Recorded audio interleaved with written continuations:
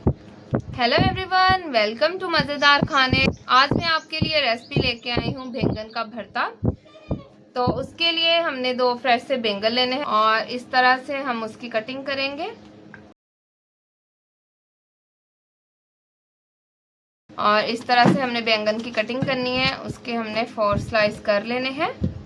और आप ये बना के देखिएगा, जो बैंगन नहीं खाता वो भी खाना शुरू कर देगा। ये इतना मज़े का बनता है।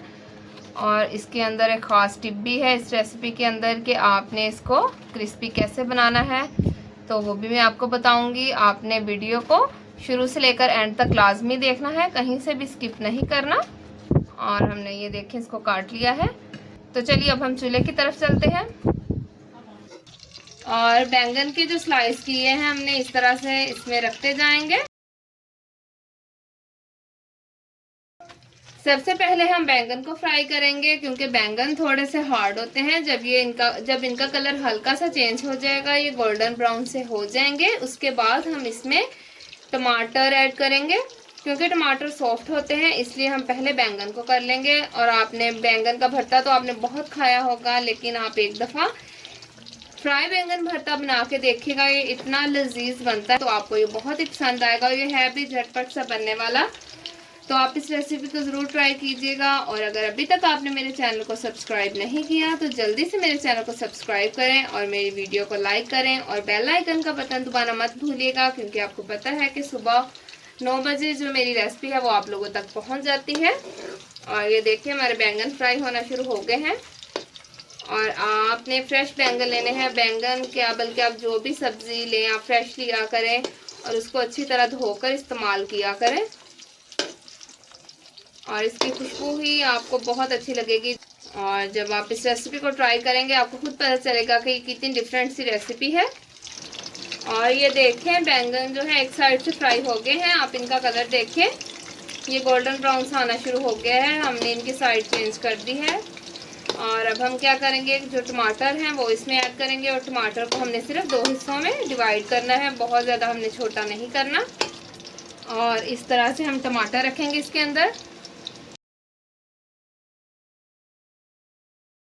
और ये मेरे पास 2 मीडियम साइज के टमाटर हैं, जिनको मैंने ध्यान में से काट लिया है। 4 हरी मिर्ची इसमें मैं डालूंगी। हरी मिर्चियों को मैंने इस तरह से कट लगाया है, ये भी मैं इसके अंदर ही रख दूंगी। और ये 10 से 12 लहसुन के जवे हैं, ये भी मैं डाल दूंगी इसमें। और अब हम इन सब चीज़ों को अच्छी तरह से तेल में पकने देंगे।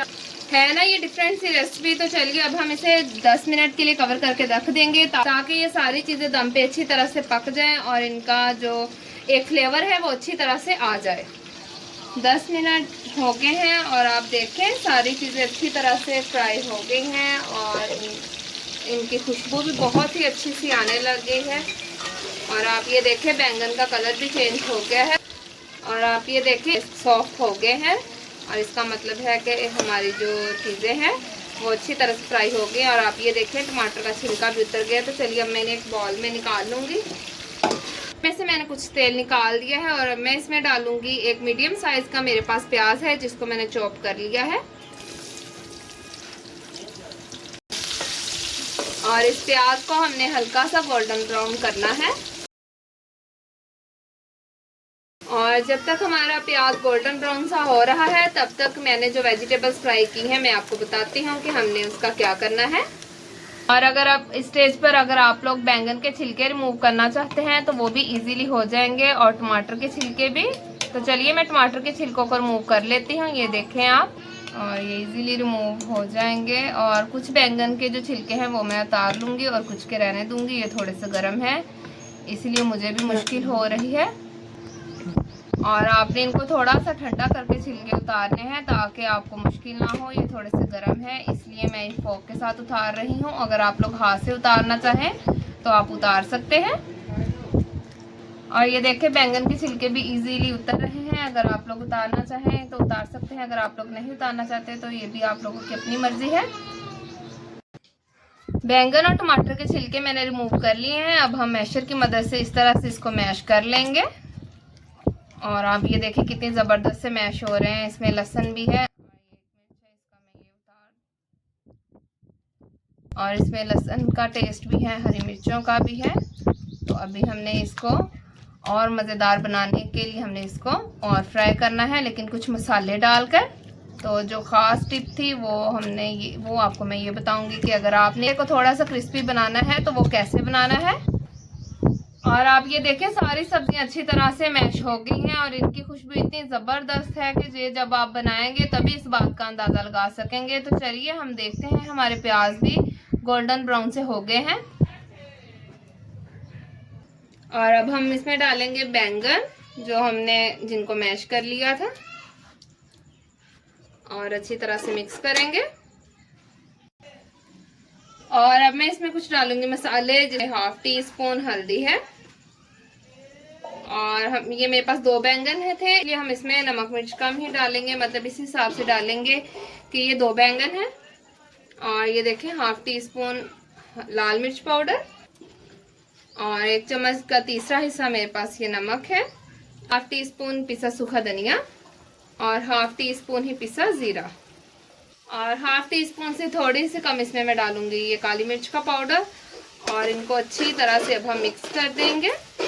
और आप ये देखें कितने ज़बरदस्त से ये मसाले भी इसके अंदर मिक्स हो गए हैं। तो चलिए 5 मिनट के लिए हम इसको कवर करके रख देंगे। और आपने इस स्टेज पर आंच जो है वो आपने लो फ्लेम पे ही करनी है। इसको 5 मिनट के लिए हम दम पे रख देंगे, उसके बाद हम इसे डिश आउट करेंगे।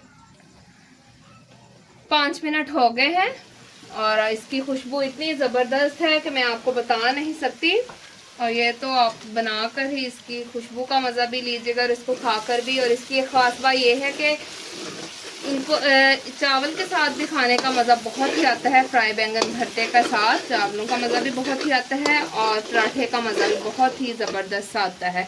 और आपने इनको क्रिस्पी कैसे करना है वो मैं आपको बता दूं, जो मैं आपको टिप दे रही थी। आपने क्या करना है, जब आपने बैंगन को काट लेना है उसके स्लाइस, तो आपने उनको नमक लगा लेना है ताकि उसका सारा पानी निकल जाए। उसके बाद आपने उसको फ्राई करना है, इससे इसके अंदर क्रिस्पीपन सा आ जाएगा। तो चलिए अब हम इसे एक प्लेट में निकालेंगे। जी तो फ्रेंड्स आप देखें हमारा फ्राई बैंगन भरता तैयार हो गया है और ये बहुत ही ज़बरदस्त बना है और बहुत ही मज़े का। तो जल्दी से अब आप भी इस रेसिपी को ट्राई करें और मुझे बताएं कि मेरी ये रेसिपी आपको कैसी लगी। तो अब मुझे इजाज़त दें। इसी तरह मज़ेदार खाने देखने के लिए मेरे चैनल को सब्सक्राइब करें, सब्सक्राइब करना मत भूलेगा। तो अब मुझे इजाज़त दें, मिलते हैं एक नई और मज़ेदार रेसिपी के साथ। दुआओं में याद रखिएगा, तब तक के लिए खुदा हाफिज़।